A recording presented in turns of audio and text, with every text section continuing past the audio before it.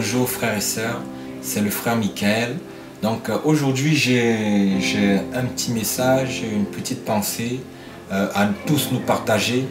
Donc sans trop tarder, nous allons prendre la parole dans le livre de Lévitique. Je suis l'Éternel, votre Dieu. Vous ne mangerez rien avec du sang.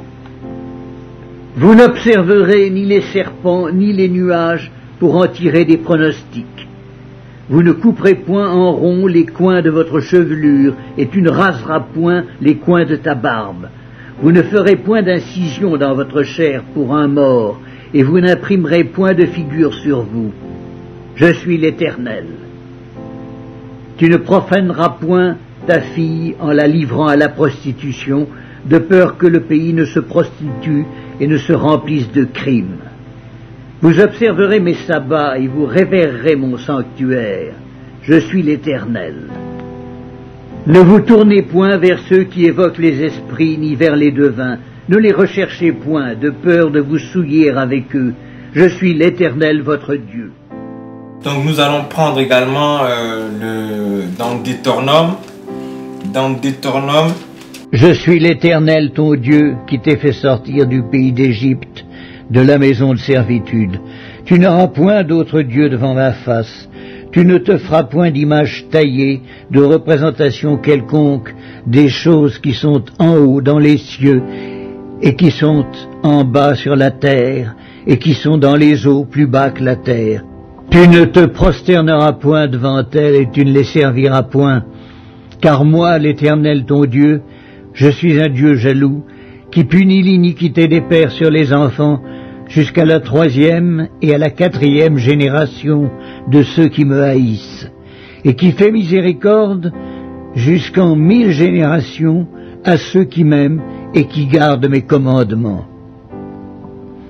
Tu ne prendras point le nom de l'Éternel ton Dieu en vain, car l'Éternel ne laissera point impuni celui qui prendra son nom en vain. Amen.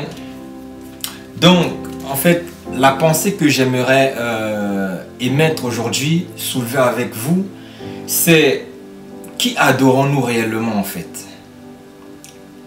Je dois me poser la question tous les jours, qui est-ce que j'adore? Devant qui je me prosterne? Devant qui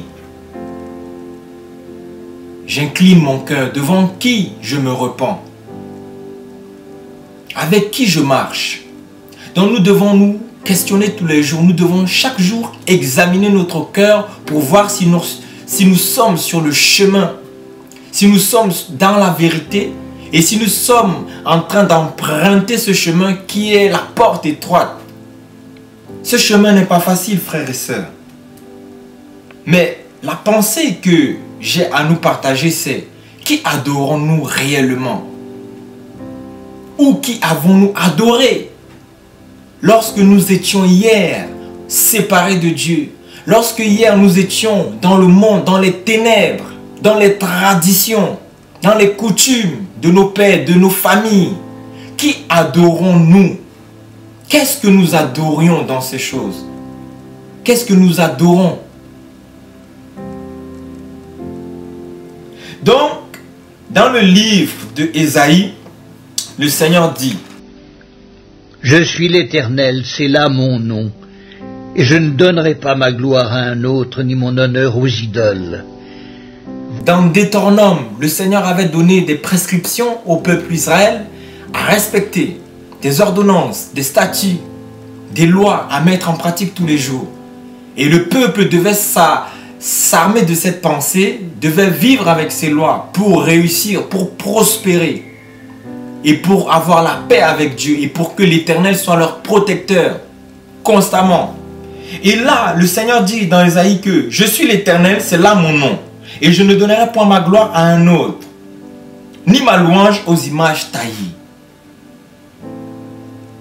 Et il dit dans Ésaïe 45, Bienveillance avant que tu ne me connusses. Je suis l'Éternel et il n'y en a point d'autre. Hors moi, il n'y a point de Dieu. Car ainsi parle l'Éternel, le Créateur des cieux, le seul Dieu, qui a formé la terre, qui l'a faite et qui l'a affermie, qui l'a créée pour qu'elle ne fût pas déserte, qui l'a formée pour qu'elle fût habitée. Je suis l'Éternel et il n'y en a point d'autre. Donc nous devons comprendre cela. Je dois comprendre cela. Tu dois comprendre cela. Le monde, l'humanité, peu importe où nous nous trouvons, nous devons saisir que c'est Dieu qui a créé, c'est l'Éternel qui a créé les cieux, la terre et tout ce qui s'y trouve. Nous ne sommes pas le fruit du hasard, d'une invention quelconque. Et le Seigneur dit qu'il ne donnera ni ne partagera sa gloire avec personne d'autre. Mais le peuple Israël allait se prosterner, allait adorer les dieux des étrangers. C'est comme nous de nos jours. Nous allons adorer des choses. Nous allons nous prosterner devant des choses que Dieu nous a interdit.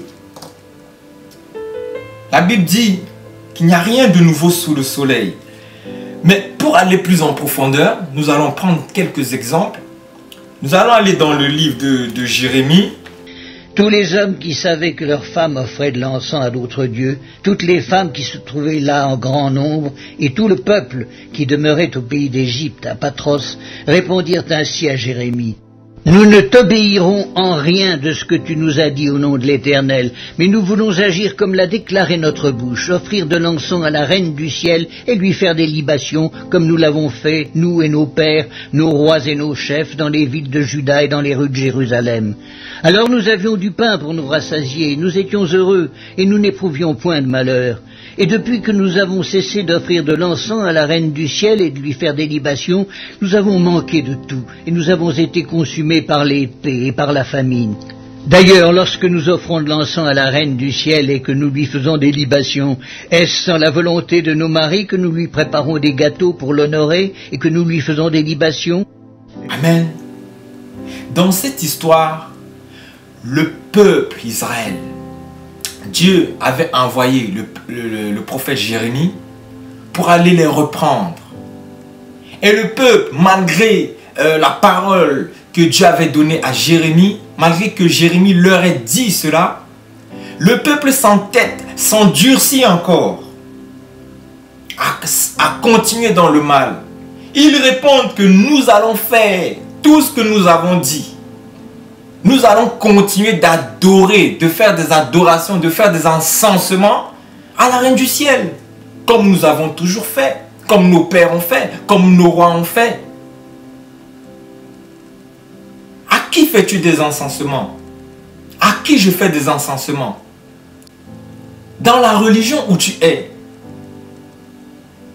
dans la maison où tu es, dans le quartier où tu es, dans la ville où tu es, ou même le village où tu te trouves.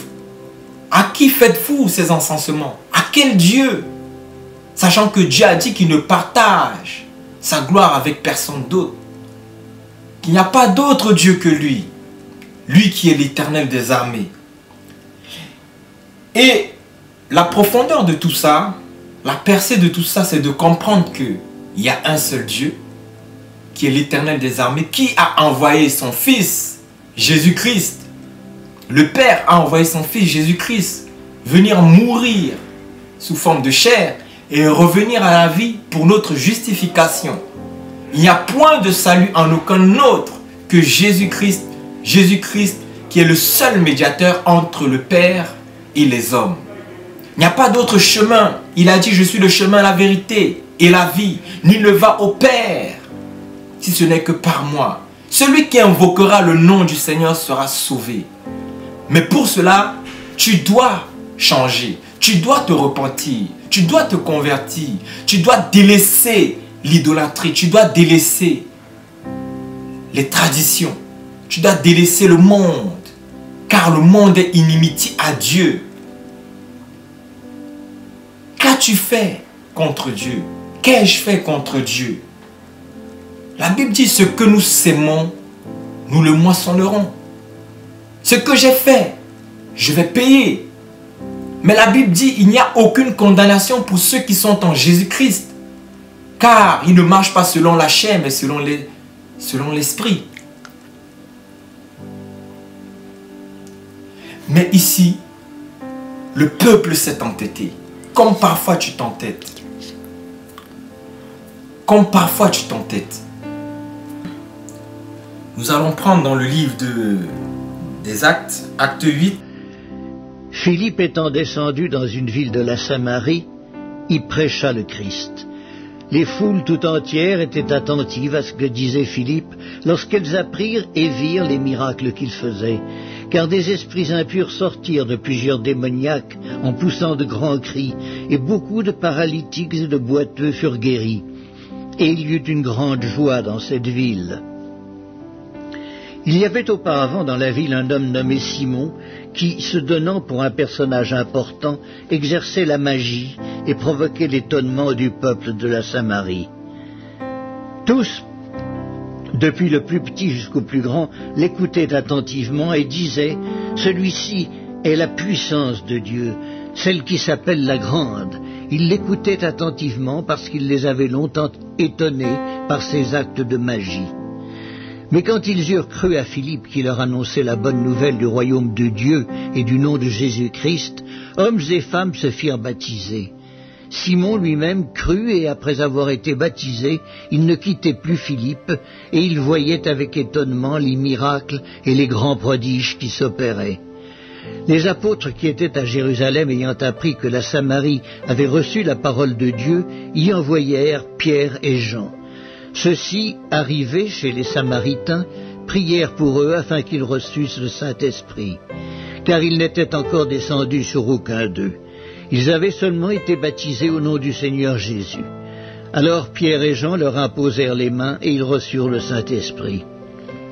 Lorsque Simon vit que le Saint-Esprit était donné par l'imposition des mains des apôtres, il leur offrit de l'argent en disant « Accordez-moi aussi ce pouvoir, afin que celui à qui j'imposerai les mains reçoive le Saint-Esprit. » Mais Pierre lui dit « Que ton argent périsse avec toi, puisque tu as cru que le don de Dieu s'acquérait à prix d'argent. Il n'y a pour toi ni part ni lot dans cette affaire, car ton cœur n'est pas droit devant Dieu. Repens-toi donc de ta méchanceté et prie le Seigneur pour que la pensée de ton cœur te soit pardonnée, s'il est possible. » La pensée que je voulais amener, partager avec vous, c'est comme nous avons vu dans le livre de Jérémie, le peuple disait « Et nous avons eu alors abondamment de pain.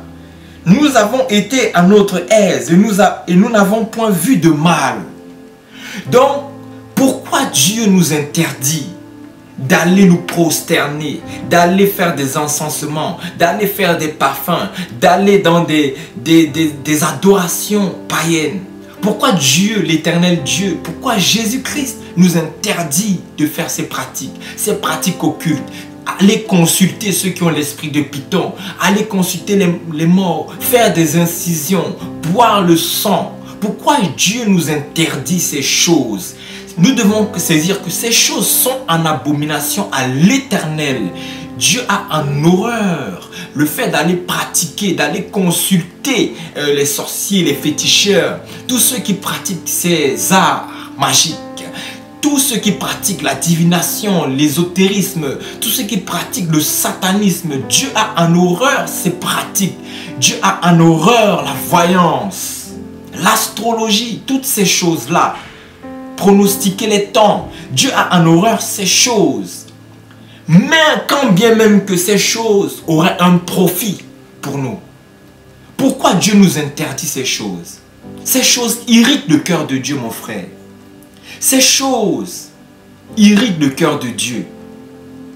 Et quand Dieu voit des hommes, des familles pratiquant ces œuvres-là,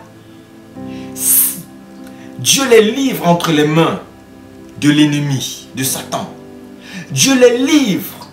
Nous avons lu dans Deutéronome 5 que Dieu punit l'iniquité des pères de la 3e à la 4e génération sur les enfants. Donc ça veut dire que pratiquer ces choses amène des condamnations divines sur nos vies, sur nos familles, sur notre descendance. D'où le danger. Et de plus, pratiquer ces choses nous connecte au monde de la sorcellerie, nous connecte au monde des ténèbres, aux démons, nous connecte aux esprits méchants, aux esprits malveillants. C'est pour cela que Dieu ne veut pas que nous rentrions en contact avec ces choses. Parce que cela est très mauvais pour nous, très mauvais pour les hommes. Celui qui s'unit, qui va consulter un sorcier, un féticheur pour avoir un enfant, il se connecte à l'esprit de la personne. Il se connecte à l'esprit de sorcellerie de la personne. Et cet esprit-là va nous suivre, va te suivre. Pourquoi? Nous avons vu dans Simon, avec Simon le magicien, que les gens l'admiraient, les gens étaient éblouis par sa magie. Nous voyons ce type de magie à la télé, des gens qui volent, les dessins animés, deux fois même au théâtre. Nous voyons, la magie est devenue courante de nos jours. L'occultisme avec Harry Potter, l'occultisme dans les films, dans les musiques, dans les clips vidéo. Des gens qui volent. Ce qui n'est pas ordinaire aux hommes devient banal. La magie devient banale. Et Dieu nous alerte tous à nous repentir, à nous détourner de ces choses. Parce que ces choses amènent la mort dans nos vies. Ces choses nous séparent de Dieu. Ces choses-là, ces pratiques-là, nous éloignent des bénédictions que Dieu a prévues pour nous. Et de plus, pourquoi Dieu a en horreur ces choses? Parce qu'il ne partage pas sa gloire avec aucun autre. Dieu n'aimerait pas que les hommes qu'il a créés à son image le confondent. C'est pour ça que, avec la reine du ciel, au temps de Jérémie, donc le peuple se disait qu'en faisant des aspersions, en faisant des encensements à la reine du ciel, mais nous avons reçu abondance, nous avons reçu du bien. Nous avons reçu du bien. Et donc, le peuple se disait que nous allons continuer comme nous avons eu des bénéfices. C'était pareil avec, dans Acte 16 avec celle qui avait l'esprit de Python.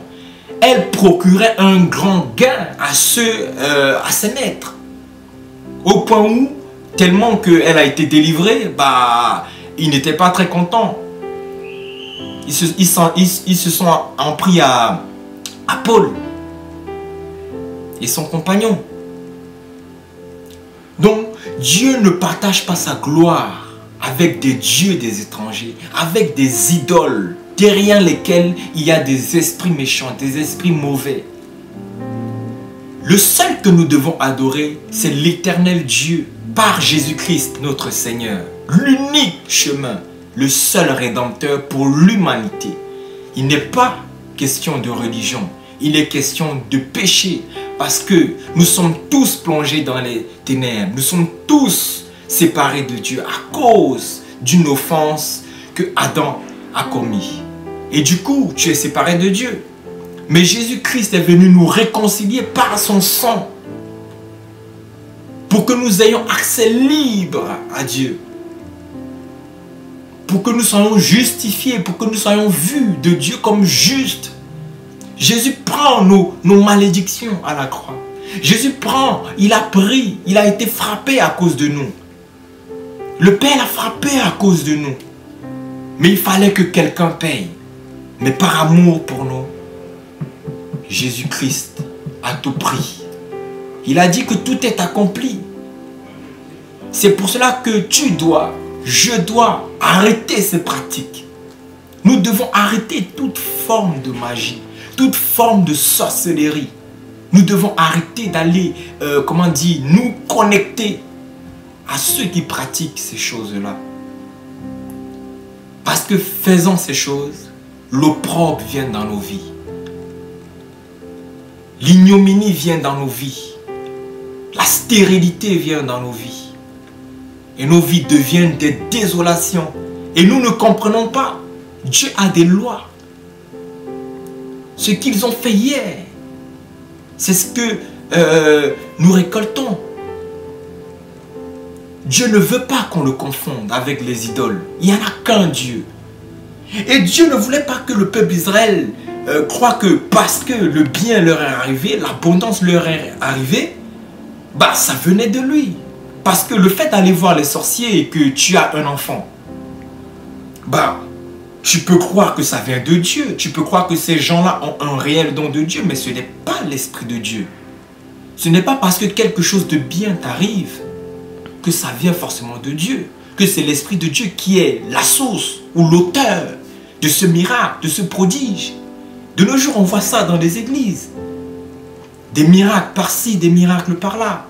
Mais la question à nous poser, c'est est-ce que ça vient réellement du Tout-Puissant? Dieu n'aimerait pas qu'on soit comme Simon le magicien, que pour avoir des miracles, nous devons acheter. Non. Les dons de Dieu ne se vendent pas, ne se commercialisent pas. Dieu aimerait réellement que nous changeons de vie, que nous nous détournions du mal, que nous nous détournons du mal. Dieu aimerait que nous menions une vie sainte, que nous acceptions Jésus-Christ comme Seigneur et Sauveur de notre vie et que nous changeons de mentalité et que nous mettons en pratique tous les jours sa parole. Dieu est un Père qui veut nous guérir. Quand nous venons à lui, nous devons réclamer notre délivrance parce que le sang de Jésus-Christ plaide pour nous. De ce, l'ennemi n'a plus aucun droit sur nous. Mais ces pratiques dont nous parlons donnent des droits, donnent droit légal à Satan et à ses agents et aux sorciers de nuire, de nous cribler, de nous tourmenter, de nous oppresser. C'est pour cela que nous devons nous séparer d'avec la magie, d'avec la divination, d'avec l'occultisme. Parce que Dieu nous a en horreur, en abomination. Et sa face se détourne de nous. Si nous reconnaissons réellement que c'est mauvais, nous devons changer. Et nous devons implorer son pardon. Parce que Dieu ne veut pas que nous confondions. Nous le confondions avec ces faux dieux, ces magiciens, ces démons qui ne le sont pas réellement. Dieu ne veut pas que nous les adorons. Dieu ne veut pas que nous adorons ces entités qui se cachent derrière des statuettes. Dieu ne veut pas que nous prions les morts. Dieu ne veut pas que nous nous prosternons devant des hommes.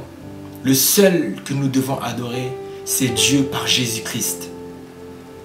Car, dans le livre de Philippiens 2, Jésus-Christ est le seul nom qui a été donné au-dessus de tout nom. Et en son nom, tout genou fléchit et toute langue confesse qu'il est Seigneur, à la gloire de Dieu le Père. Donc nous devons comprendre que le fait que nous pratiquons l'occultisme, la sorcellerie, la magie, toutes ces pratiques occultes, que nous allons consulter les sorciers pour réussir, pour s'en sortir dans la musique, dans le cinéma ou même dans des entreprises diverses. Le fait que nous faisons ces choses, même s'il y a gain quelque part, il y a de graves conséquences. Nous devons savoir que il n'y a pas de substitut de Dieu. Mais dans Matthieu 4, nous voyons que l'ennemi a tenté le Seigneur Jésus afin de lui réclamer de l'adoration. Jésus lui a dit: tu adoreras le Seigneur ton Dieu et tu le serviras lui seul. Satan veut que les hommes l'adorent. Satan veut que tu l'adores en pratiquant le péché, en pratiquant le mal, en faisant ce qui est contraire à la parole de Dieu. Satan veut que tu l'adores de cette manière, en allant voir les sorciers, en t'habillant d'une certaine manière, vulgaire. Satan veut que tu l'adores. Satan veut ton adoration. Satan veut ton adoration. Mais Jésus dit dans Matthieu 4 qu'il viendra un temps où les vrais adorateurs adoreront le Père en esprit et en vérité. Et c'est de telles personnes que le Père cherche. Frères et sœurs, je t'encourage à être cet adorateur que le Père cherche. Dans l'intimité, dans le secret de ton cœur, Mène une vie de piété, de sainteté par la force de Jésus-Christ, car tu ne peux rien sans Jésus. Jésus est ta seule force, est ton unique espoir dans ce monde, dans ce monde si mauvais. Nous ne pouvons pas faire de substitut de Dieu. C'est pas parce que je suis dans une X religion. J'adore, je fais des prières tous les jours. Je me prosterne devant des statuettes. J'adore les masques. Même si il y a abondance, même si nous avons une forme de paix, tu dois savoir que c'est une séduction de Satan pour te tromper. Et à la fin, tu verras où tu iras. C'est une séduction. Et nous devons prendre garde de ne pas être séduits. Car l'ennemi veut notre adoration. Et des esprits se cachent, des démons se cachent derrière plein de choses, derrière plein de pratiques, le cinéma, la musique, afin que les hommes les adorent. Les vrais serviteurs de Dieu ne doivent pas être adorés. Ils doivent être effacés et que la gloire revienne seule à Jésus. Tu dois veiller à ce que les hommes ne t'adorent pas. Ne sois pas une idole. Nous devons vraiment nous réveiller, frères et sœurs.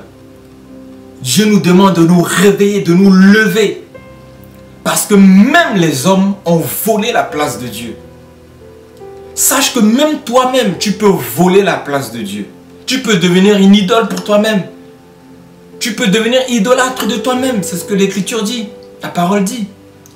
Les hommes ont volé la place de Dieu. Satan a volé la place de Dieu. Même dans l'église, les pasteurs ont volé la place de Dieu. Ont dépouillé la place de Dieu. C'est eux qu'on voit. Ce n'est plus Christ qu'on voit. Les fidèles n'adorent plus Dieu, ne cherchent plus Dieu. Dans la prière, dans le jeûne, dans la méditation. Mais ils sont en train à écouter, à suivre sur Facebook, dans les réseaux sociaux, sur Internet, dans tous les sites du web. Sache que même toi-même, même moi-même, je peux voler la place de Dieu. Si je ne veille pas, c'est pour cela que la parole nous dit d'examiner notre cœur pour voir si nous sommes toujours sur les chemins, sur le chemin. Et nous devons garder notre cœur plus que tout, car de lui procèdent les sources de la vie. Les hommes ont volé la place de Dieu. Les pasteurs ont volé la place de Dieu. Les apôtres ont volé la place de Dieu. Jésus veut la première place. Nous devons l'aimer de tout notre cœur, de toute notre pensée, de toutes nos forces. Et rien ni personne ne doit prendre cette place-là. Cette place lui revient. Satan veut cette place. Les démons veulent cette place dans ton cœur. Satan veut la première place dans ton cœur. Mais Dieu aussi veut la première place dans ton cœur.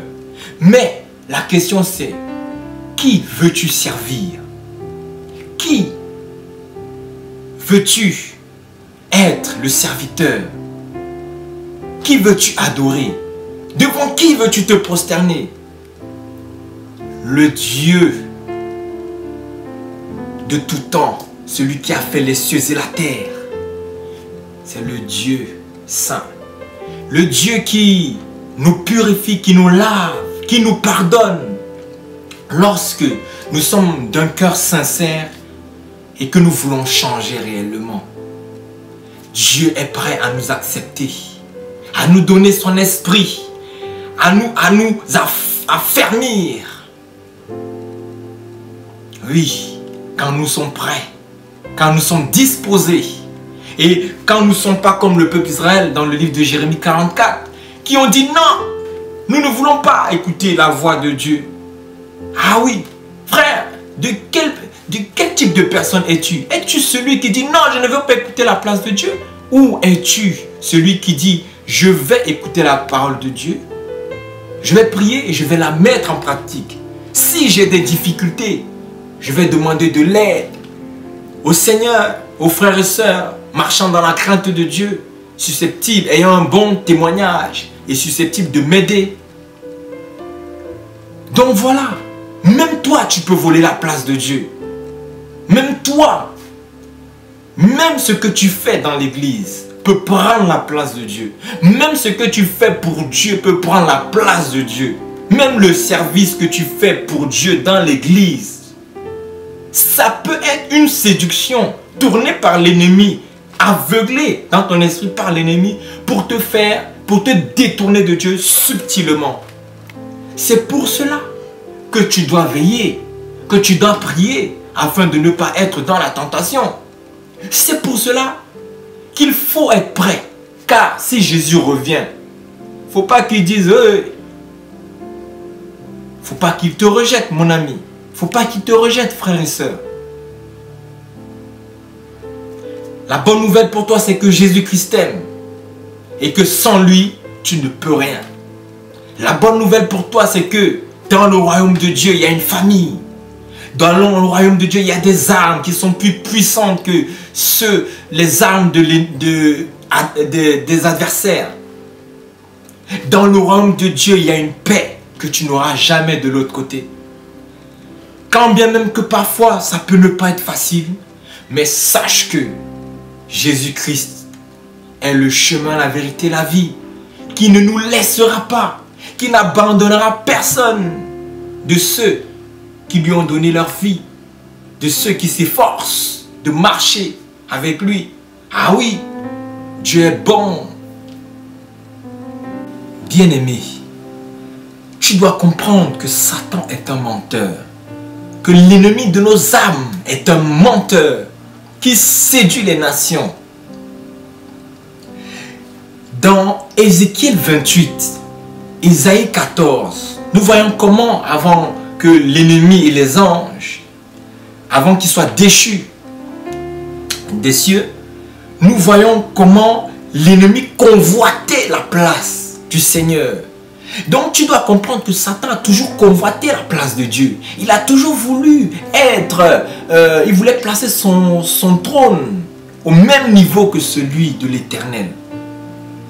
Il a toujours voulu être adoré. Et de nos jours, il séduit, il manipule les gens au travers la mode, au travers le cinéma, au travers tout ce que nous pouvons voir de nos jours. Il nous séduit, il nous enlace dans un bain de séduction, dans le but de nous faire oublier le vrai Dieu. Il peut même dans certaines églises, dans certaines religions, il peut même nous faire croire, peut même nous accorder, si on peut dire comme ça, une forme de miracle, une forme de guérison, une forme de révélation, des expériences surnaturelles. Il peut proposer ces choses-là, vu qu'il les a proposées à Jésus. Ce monde lui a été donné. Il est le prince de l'air. Donc c'est un menteur. Tu dois comprendre cela. Et il fait tout pour nous faire oublier Dieu. Des gens qui volent, des gens qui ont des pouvoirs, des gens qui ont des miracles. Des gens qui ont de l'argent facilement, sans travailler. Ça, c'est de la sorcellerie. Donc, nous devons comprendre que l'ennemi veut la place du Seigneur. Il veut l'adoration des hommes. Dieu veut aussi l'adoration des hommes. Pourquoi il fait cela? Parce que, frère et soeur, tu es précieux aux yeux de Dieu. C'est ça la bonne nouvelle. Et c'est pour cela que 1 Corinthiens 6 dit que tu as été racheté à un grand prix. Et le prix, c'est Jésus-Christ qui est mort et ressuscité pour te sauver. Donc tu ne dois pas jouer avec ton âme. Ton âme est précieuse aux yeux de Dieu. Relève-toi, commence à te valoriser. Car Jésus t'aime. L'ennemi est un menteur. Frère, n'oublie pas le vrai Dieu. Même si de ces choses viennent une forme de bonne chose, une forme de paix, une forme des enfants, de l'argent, une réussite. Sache que Satan est un menteur. La Bible dit que l'ennemi, le voleur, ne vient que pour voler, dérober et détruire. Même si là tu as, demain, hey, il va te réclamer. Il risque de prendre 5 ans de ta vie. Il risque de prendre tes enfants. Il risque de prendre, comme il a fait avec Job. Mais c'est Dieu qui permettait pour Job. pour le tenter, pour voir s'il était vraiment sincère avec Dieu. Mais si tu n'as pas la protection de Dieu, il risque de prendre même ton âme. Ah oui. Avec le diable, il y a toujours une contrepartie. Avec le diable, mon ami, frère et sœur, il y a toujours une contrepartie. C'est pour cela que Jésus est notre seule garantie de protection. Il est notre seule couverture spirituelle. Ce n'est pas ton pasteur. Ce n'est pas un frère et sœur. C'est Jésus qui est la seule protection. Donc nous devons comprendre cela et rendre la gloire au Seigneur. L'adoration ne doit être qu'au Père, qu'au Fils, qu'au Saint-Esprit. Trois en un. Le seul véritable Dieu, Père, Fils, Esprit. Que Dieu vous bénisse. Que Dieu nous garde. Que Dieu nous donne la force d'abandonner le mal. Et que Dieu, par son Esprit, en Jésus-Christ, nous éclaire davantage. Dieu seul doit être adoré. Jésus seul doit être adoré et élevé. Et Dieu aimerait vraiment que nous revenons tous à lui. Car il est prêt à nous accepter. Soyez bénis dans le nom de Jésus-Christ et que Dieu vous comble de grâce.